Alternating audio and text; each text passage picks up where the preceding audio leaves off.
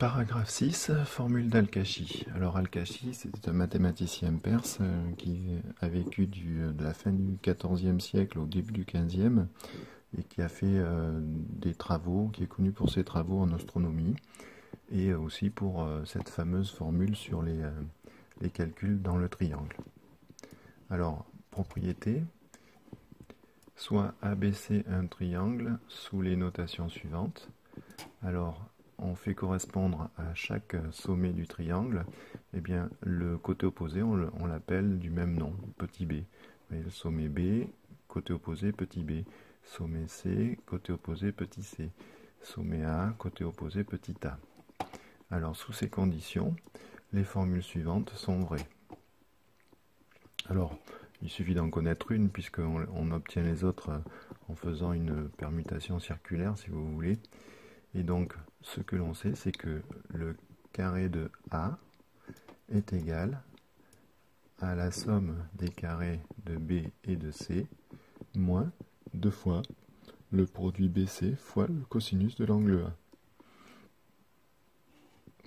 Alors cette formule, elle est très intéressante parce que c'est une formule qui lie les longueurs des côtés d'un triangle à la mesure d'un de ses angles. Et donc, comme la formule fonctionne sur tous les angles de la figure, elle va permettre de faire des calculs d'angles dans des triangles quelconques. Vous vous rappelez que pour l'instant, les seules formules que nous avons à notre disposition, eh bien, ce sont les formules de trigonométrie dans le triangle rectangle. Et dans ces triangles non rectangles, eh bien, pour l'instant, on n'avait pas de relation qui liait les angles aux longueurs des côtés.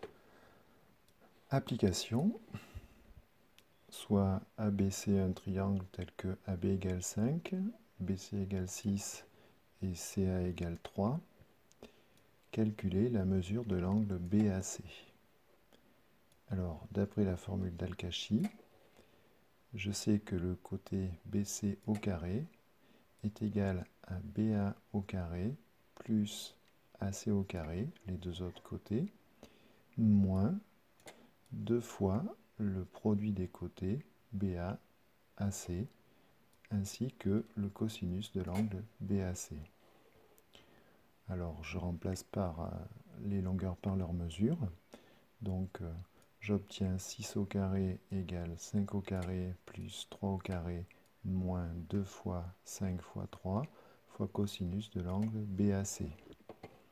Ce qui donne 36 moins 25 moins 9 égale à moins 30 fois cosinus de l'angle BAC. Je peux en déduire que le cosinus de l'angle BAC est égal à moins 2 sur 30 et en utilisant la calculatrice que la mesure de l'angle BAC fait 93,8 degrés environ.